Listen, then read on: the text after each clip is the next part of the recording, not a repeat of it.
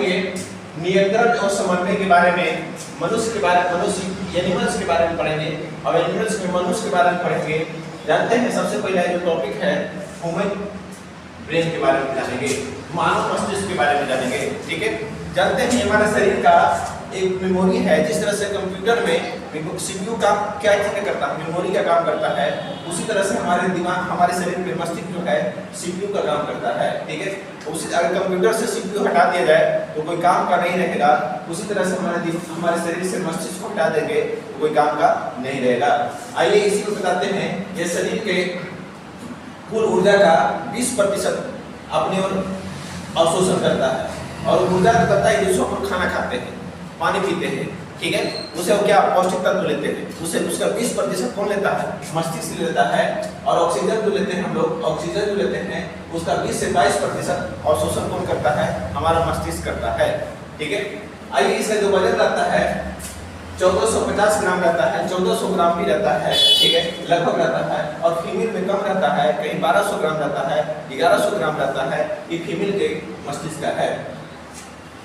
अब सुनिए, आयतन जो है इसमें, जो मस्तिष्क का जो आयतन है इसमें कितना पानी भर सकता है, कितना खाली जगह है, 1650 ml तक इसे भर सकता है।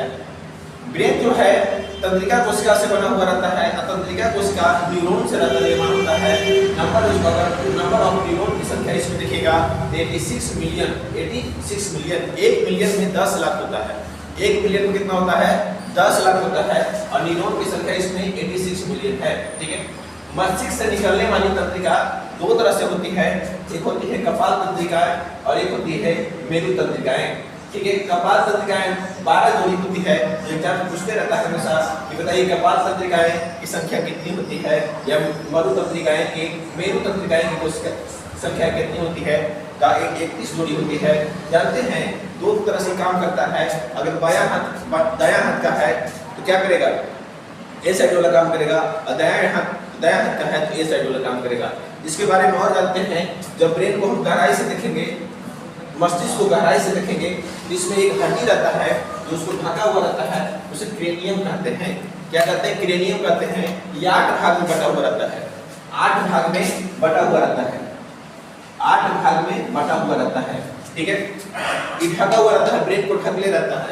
ठीक है, उसके नीचे एक मेनिंजेस झिल्ली होती है। मेनिंजेस क्या होती है, झिल्ली होती है जो ब्रेन को पूरा कवर करके रखती है। लेकिन क्रेनियम और मेनिंजेस से कुछ दूरी रहता है, नहीं रहेगा तो क्या झिल्ली फट जाएगा, इन्फेक्शन हो जाएगा। इसलिए क्या रहता है, दोनों दूरी पर रहता है, दोनों अलग अलग रहता है। लेकिन जैसे ही अगर क्रेनियम अगर टूट गया तो मेनिंजेस झिल्ली कोई काम का नहीं बचेगा। इसलिए इसको भी बचाना जरूरी है, इसको भी बचाना जरूरी है। अब देखिए, कहा जाता है मेनिंजियम अगर झिल्ली अगर किसी को टूट गया, हल्का भी खरोंच आ गया तो पुनर्निर्माण नहीं होगा। क्यों इसलिए निर्माण नहीं होगा कि जो हमारा ब्रेन है वो तंत्रिकाओं कोशिका से बना हुआ रहता है। तंत्रिका कोशिका से बना हुआ रहता है। अब सुनिए, तंत्रिका कोशिका जो हमारा शरीर का सबसे बड़ा कोशिका है, हमारा शरीर का सबसे बड़ा कोशिका है, सबसे बड़ा कोशिका है। और इसमें कोशिका विभाजन नहीं होता है। किसमें, तंत्रिका कोशिका में, क्योंकि न्यूरॉन से मिलकर बना हुआ रहता है। आप देखिए, कभी कभी आप कोई जाता है, गाड़ी चलाता है तो हेलमेट का इस्तेमाल इसलिए करता है कि गाड़ी चलाने वाला को अगर कहीं इधर चोट लग गया, कहीं टूट गया, क्रेनियम हड्डी टूट गया और मेनिंजेस झिल्ली फट गया, जिसमें तंत्रिका कोशिका में जो न्यूरॉन रहता है उसका निर्माण दोबारा नहीं होता है, क्योंकि उसमें सेंट्रोसोम नहीं पाया जाता है। इसलिए पुनर्निर्माण नहीं होता है। जब पुनर्निर्माण नहीं होगा तो मस्तिष्क का कोई भाग जो रहेगा, कहीं अगर खाली हो गया तो कोई नस अगर फट गया, कोई खराबी हो गया तो पुनर्निर्माण नहीं होगा। इसलिए इसका इस्तेमाल बचाव किया जाता है। पुलिस भी हो, कोई मारता भी है तो कोई कहीं उसको क्या कि दिमाग से यानी ब्रेन से, मस्तिष्क से हटा कर मारे। ठीक है, अब देखिए, लेकिन अब देखिए इसमें क्या हम अभी बोले क्या, इसमें कोशिका विभाजन नहीं होता है, सेल डिवीजन नहीं होता है। लेकिन अगर कोई बोलते कि सेल डिवीजन नहीं होता है तो मस्तिष्क में कैंसर का बीमारी कैसे होता है। जानते हैं इसमें 90% तंत्रिका कोशिका रहता है, 10% न्यूरोग्लियल होता है। न्यूरोग्लियल क्या होता है, कोशिका विभाजन करता है। जो कोशिका विभाजन आवश्यकता से अधिक कर लेता है, इसी कारण क्या होता है, ब्रेन हेमरेज की बीमारी हो जाती है। और इस क्या होता है, जैसे होता है तभी बहुत जल्दी मर जाता है। ठीक है, फिर से एक बार आप लोग को हम लेके चलते हैं कि ब्रेन का क्या है, स्ट्रक्चर है, कितना इसका आकार होता है, क्या होता है। और इसमें हम अभी बताए थे क्या कि क्रेनियम जो है 8 भाग में बटा हुआ रहता है। एक प्रकार की हड्डी है जो हमारे क्या ऊपर ढका हुआ रहता है, और उसके नीचे मेरी चीजें एक झिल्ली है जो झिल्ली पूरे दिमाग को क्या कवर करके रखती है। अगर ये फट गया तो दोबारा निर्माण नहीं होगा। ब्रेन जो हमारा है तंत्रिका कोशिका, ब्रेन जो है तंत्रिका कोशिका से मिलकर बनता है। इसमें न्यूरॉन रहता है जिसकी संख्या जो है बाबू 86 मिलियन है, 86 मिलियन है। इसमें कोशिका विभाजन नहीं होता है, इसलिए पुलिस जब भी पकड़ता है तो कहता है बाइक चलाने वाले को कि हेलमेट का इस्तेमाल कीजिए, कि हेलमेट अगर बचा वो सुरक्षित रखेगा।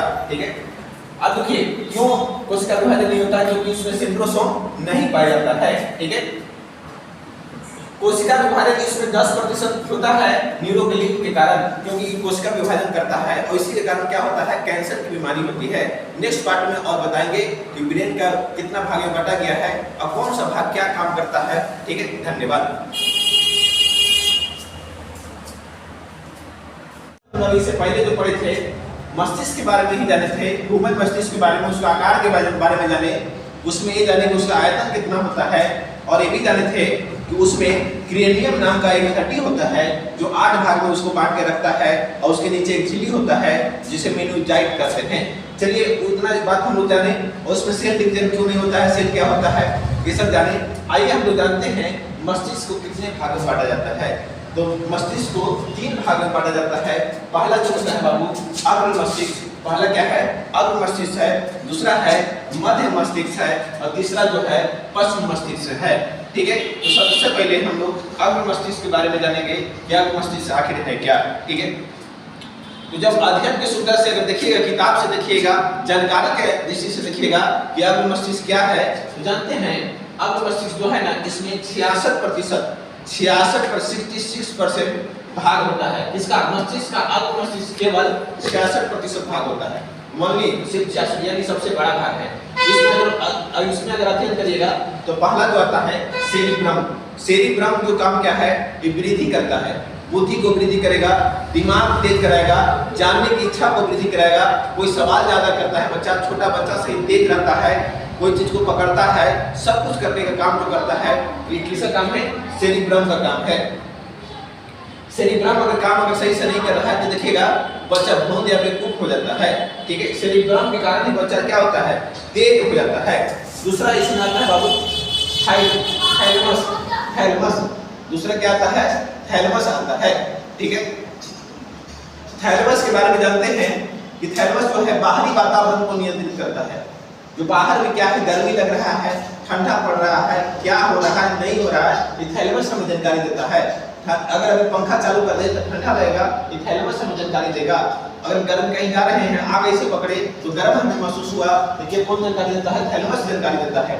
ये देखिएगा शराब पीता है, शराबी जब पीता है तो क्या करता है, थैलेमस उसमें उसका काम करना बंद कर देता है, जिसलिए जो भी शराबी है बाहरी वातावरण में जैसे जाएगा उसको ठंडा का एहसास नहीं होगा।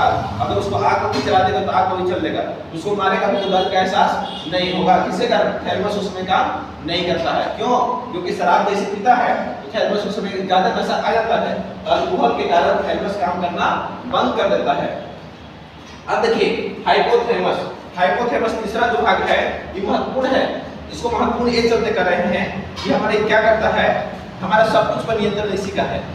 बॉडी का अधिकांश पार्ट पे नियंत्रण यही करता है। जैसे गुस्सा आ रहा है तो गुस्सा को नियंत्रण कौन करेगा, हाइपोथैलेमस करेगा। ठीक है, भूख लग रहा है, प्यास लग रहा है, ठीक है, पसीना से जैसे आ रहा है। ठीक है, अब देखिए प्यार मोहब्बत भी इसी से होता है, और ज्यादातर किसमें होता है, लड़का में होता है। इसलिए लड़का इसे हाइपोथैलेमस के कारण क्या लड़की के प्रति आकर्षित हो जाता है। ऐसे कहा जाता है बायोलॉजिकल भाषा में कि लड़का में एक और हार्मोन हो जाता है, टेस्टोस्टेरोन हार्मोन होता है, जिसके प्रति देख करके फीमेल को प्रति देख के आकर्षित हो जाता है। लेकिन हाइपोथैलेमस बढ़ जाने के कारण लड़का लोग और ज्यादा उत्तेजना में आ जाते हैं। ये क्या करता है, गुस्सा नियंत्रित करता है, भूख अगर लगता है, प्यास लगा हुआ है, ठीक है, पसीना शरीर से आ रहा है, किसी को याद होने, किसी को देखते ही पहचान लिया करे, याद आ गया, सुनिए पहले खिरना, किसी नफरत भी कर रहा है, तो ये हाइपोथैलेमस का काम कर रहा है, हाइपोथैलेमस के कारण ही काम करता है। ठीक है, आइए दूसरा जो है मध्य मस्तिष्क। दूसरा क्या है, मध्य मस्तिष्क। इसमें सुनिएगा पहला जो है कारोपोरा है। पहला क्या है, अब सुनिए ये क्या करता है, कार्पोरा, कार्पोरा, ठीक है।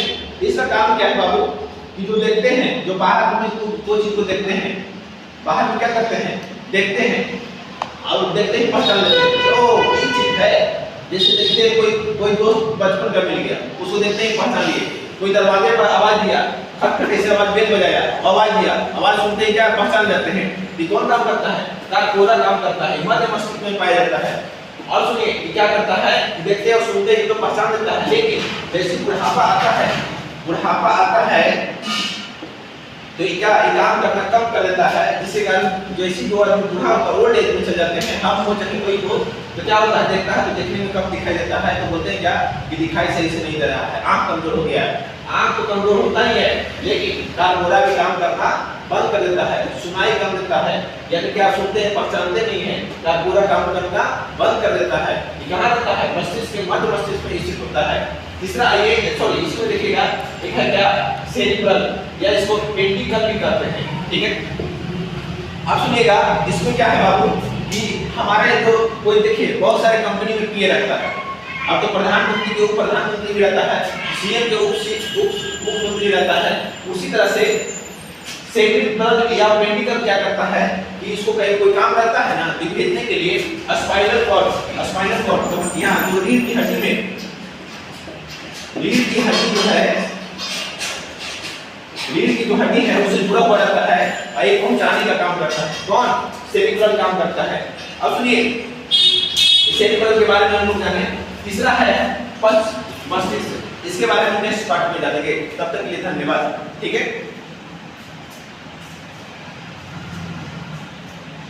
इसके भाग के बारे में पढ़ रहे थे, दो भाग पढ़ लिए थे, तीसरा भाग जो है पश्च मस्तिष्क के बारे में जानेंगे। पहला इसमें जो है सेरिबेलम, सेरिबेलम के बारे में जानेंगे कि सेरिबेलम आखिर होता क्या है, ठीक है।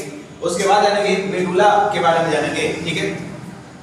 अब देखिए सेरिबेलम जो है जो ऐच्छिक जो मांसपेशियां हैं, ठीक है, ऐच्छिक जो हमारा मांसपेशियां हैं जो अपने इच्छा के अनुरूप जो काम करते हैं, ठीक है। अनिच्छा के अनुरूप सुनिए के पहले, जैसे हम लोग चलते हैं, क्या करते हैं, चलते हैं या हाथ से कोई सामान को लेते हैं, जैसे बोतल को उठाते हैं, ठीक है, तो किसके कारण होता है, सेरिबेलम के कारण होता है। और सुनिएगा अगर कोई व्यक्ति रस्सी पर चल रहा है, कोई व्यक्ति क्या चल रहा है, देखे होंगे आजकल कहाँ रस्सी पर चलता है, तो रस्सी पर जो चलता है तो क्या करता है, सेरिबेलम क्या करता है, उसको बैलेंस बनाना सिखाता है।